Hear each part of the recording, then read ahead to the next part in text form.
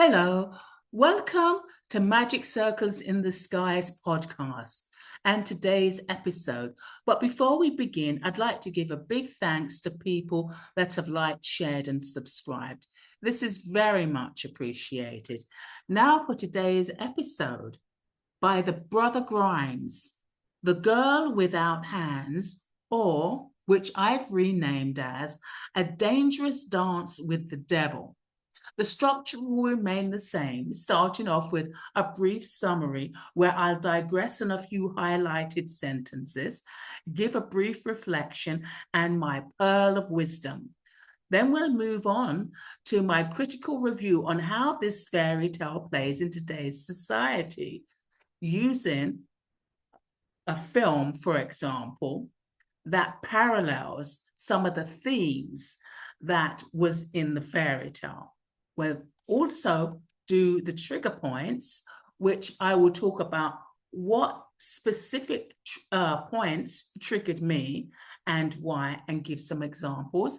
And then we'll close with my typical quote and end. Now for The Girl Without Hands, or A Dangerous Dance with the Devil, is a darker and more complex fairy tale that tells the story of a young girl who loses her hands as a result of her father's deal with the devil. I digress. Why on earth do the children have to suffer the consequences of their parents' stupidity? The tale begins with a poor miller who unknowingly makes a pact with the devil, promising him whatever is behind his mill in exchange for wealth. I digress. The devil always wraps your temptations in a poison pill. The miller believes he is promising the devil an old apple tree, but it turns out his daughter was standing behind the mill, and she becomes the object of the pact. I digress. The devil usually acts from nefarious and mischievous manipulations, reflections, taking total advantage of people's desperations and vulnerability isn't uncommon and is made easy by the old man's naivety. My pearl of wisdom: the person who dances with the devil should reap what they sow and not their offspring. The daughter is virtuous and pure, so the devil is unable to take her. I digress. The devil usually retreats from pure souls that can see through his tricks and facade. In an attempt to fulfill the pact, the devil demands that her father cut off her hands. I digress. After she becomes handicapped and can't properly function, she'll be the burden to her father that agreed to this pact. The girl's purity and faith in God protect her, and she eventually escapes the devil's clutches. I digress. If you have faith like flowing water, it's impossible for the devil to capture or imprison you. She marries a king, which is good, but the devil continues to meddle in her life. I digress. The devil hates to lose, and he will set out to destroy your life until he succeeds. Despite the challenges she faces, the girl remains steadfast in her faith, and she is ultimately rewarded with the restoration of her hands and a happy life with her husband and child. I digress. I can see the devil foaming at the mouth from fury and defeat. Reflection: she beat the devil with her pure faith, which is incomparable to any nefarious scheme lurking in the wings. Pearls of wisdom: if you have faith like flowing water, you are able to defeat the devil in spite of all its hateful games. Now, I just want to go a little further here because the story of her restored hands, I think, is quite interesting.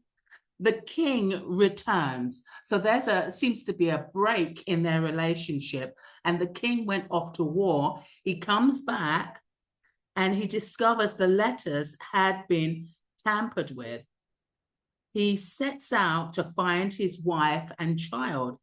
After 7 long years, he locates the hut where his wife now lives. He is led inside by an angel and magically put to sleep with a handkerchief to cover his face. His wife appears and the handkerchief falls away. The child becomes angry as he had been told that God was the one and only father. I digress. I feel that God is the only divine and spiritual father, but I feel she told the boy this to hide and compensate for the difficult relationship with the king, and with difficult relationship the king and his wife had. The king asked them, "Who are they?" And the queen tells them that they are his wife and son. At first, he does not believe her. He says that his wife has silver hands. She tells him that God has given her real hands. She retrieves the silver hands that had fallen off and shows them to him. The king rejoices at finding his wife. They return to the kingdom and they live happily ever after, but not until they went through this difficult period, or they go through this difficult period. Reflection: the devil was able to cause chaos and disruption in her life and almost ruin her relationship. That's how the devil works. His hunger for power is inexhaustible and he has to win at all costs. However, while the devil weaves his web, God weaves the perfect tale of poetic justice. My pearl of wisdom to finish it off: it may take time, but God always wins in the end. Isn't that the truth? Now for my critical review on how this fairy tale plays in today's society. This is quite a dark story for a fairy tale, but realistic in terms of how parents tend to indirectly use their offspring, which is basically their children, as deal makers or deal breakers or deal makers, or they can somehow be used by the manipulator as a price of ransom. The father made a deal with the devil for wealth and consequently put his daughter in danger. Children always suffer from their parents' foolish ways, and they never pay the price. However, it's the daughter's faith in God that restores her hands. The father unknowingly makes a pact with the devil and is hidden in the shadows for the rest of the story. He's no hero. Unfortunately, the devil isn't done yet by causing trauma in the daughter's life. The devil isn't a happy spirit, and misery loves company. If the devil isn't able to get what it wants, it will make your life a living hell, which is exactly what he did to the miller's daughter. The father was willing to destroy his daughter just to save himself. My impression of the father is relatively poor. I have seen far too many parents sacrifice their children's life to gain their own happiness. This reminds me of Carrie Fisher's awful relationship with her narcissistic mother, who was so jealous of her and her daughter's achievements, even though she was the famous Debbie Reynolds in Hollywood. She was a Hollywood icon who horribly, mentally and emotionally abused her child just to rob her of her talent and power. She was famous for her roles in Star Wars, in the Star Wars trilogy, Carrie Fisher, as well as the film producer and writer of Postcards from the Edge, which is closely tied to the relationship, the narcissistic relationship she had with her mother. When Carrie died suddenly at the end of 2016, December 27th, then Debbie Reynolds basically forced a death, went into shock, and had a stroke on the 28th of December, 2016. Her mother even stole the spotlight from her daughter's funeral. Why have children if your happiness is more important than your children or than theirs? Why have children? Overall, The Girl Without Hands is an excellent yet dark fairy tale that reflects on the parental nature and motives in some regards. I think this is quite true. Now we're going to take a look at a film that has some parallel. And it's with Hugh Grant, and it's called About a Boy. And it's a complicated aspect of fatherhood, is that people we think of as our fathers are not actually our biological predecessors. Such is the case with Hugh Grant in this film based on Nick Hornby novel. Grant plays Will, a bachelor. He plays a bachelor, but plays a single bachelor, a bachelor, and is a single father in order to meet women. So he's basically using the title of being a father so he can be perceived as this hero, this great person, in order to meet women in a single parent group.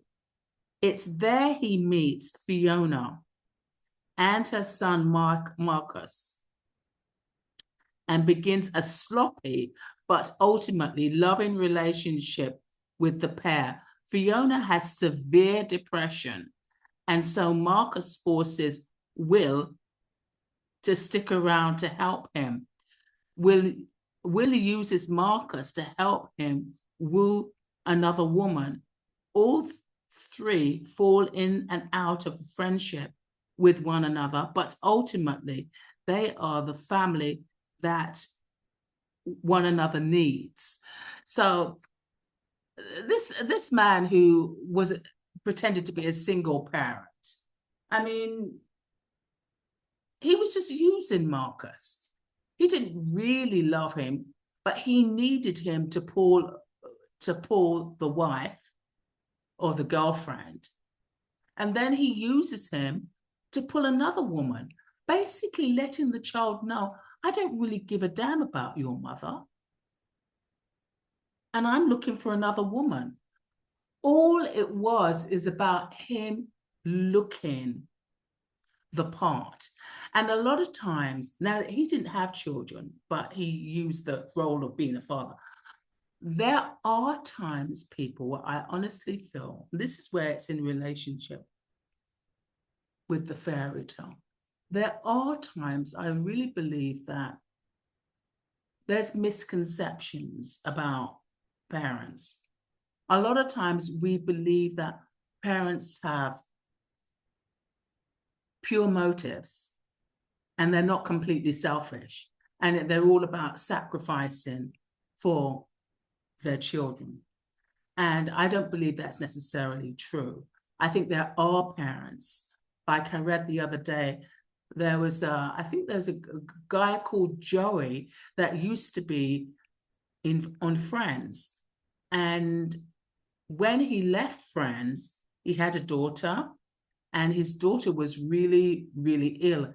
And he decided to stop acting and spend years really looking after her to make sure that she could recover and heal. And the same thing happened with, this wasn't the case of, he had a daughter, but in another case is Blondie, a very famous, a punk rock singer from my age, very beautiful, looked like Marilyn Monroe, but just really gorgeous. And her boyfriend, who became her husband, got very sick. And she decided to just stop her career and spend time devoted to being with him and salvaging and developing, not salvaging, developing their relationship. So I feel sometimes, a lot of times, people, that parents are not necessarily on the up and up. In a lot of cases, they are, but in a lot of cases, they aren't. And they tend to use the children, and the children suffer as a consequence to their deal with the devil or their dance with the devil. Now moving on to the trigger points, which what triggered me in the fairy tale is how parents have a tendency to play a vicious game with the evil with evil for power, where children end up paying an awful price. This is so true. It reminds me of my father. He used obia, a type of Jamaican witchcraft, to influence getting a divorce from my mother, because they were both Catholic, and the only way that he could get a divorce is to either prove that my mother was completely unstable, which she had a personality disorder, so he wanted to push her over the edge, but that didn't work. But he used obia to really see if he could push her over the edge and drive her crazy, maybe. And then at the same time, what happened? I knew he was doing this obia because the artifacts and everything that you needed to do this spell work was under the bed that I was sleeping in, which my dad used to sleep in, and then it became mine, so I could have my own room. But anyway, that caused tremendous problem in the family. Obia, any kind of witchcraft, has tremendous consequences in a family, and it goes through generations and generations and generations. It's not just the father and the mother that he wanted to influence. It influences the children. It influences past generations. It influences future generations. It is really bad work. My father, even though I have forgiven him, he's 95 years old. I haven't seen him for a long time, most of my life, actually. But I have chosen to forgive him. Was acting from a place of total selfishness. His two children basically were so damaged from the relationship and from the divorce. My parents got married again and had great relationship. My sister had a failed relationship, and I haven't dared to put my toe in the pond of real relationships because I just don't want to get divorced, and all I kept on feeling is that I would end up getting divorced. And I'm quite old now, so I don't think there's. I think I'm past the age of sort of wanting to get married like a younger person would, and so I've decided not to. But it had a deep effect, and even though I wasn't part of that mess, I found that even when I tried to get into relationships, I would always have people around me that would try to destroy it. Another form was spell work they were doing. I've had people try to do spell work on my life for years. That's why I know that these types of things have terrible ramifications when you make a deal with the devil, when you dance with the devil. It causes problems in the family. My dad had a great life. My dad has had a great life with the woman that he divorced my mother for. They've been married for 45 years, maybe almost 50 years.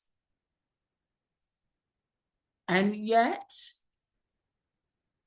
I would not dip my toe in the pond, because of complications. But anyway, I'd show that was my trigger point. The trigger point is that the children really do pay a terrible price when you play with the devil, and the parents normally get off scot-free, and the consequences and everything falls on the children. So I loved this fairy tale, even though it was a bit dark and you had these misconceptions here. Parents are great, they're wonderful, but they can also be not so great. Thank you very much for today's episode. And I leave with my quote: healing is a lifelong lesson, blessing, and gift we give ourselves, mind, body, and soul. Healing is a lifelong lesson, blessing, and gift we give ourselves, mind, body, and soul. Until next time, goodbye.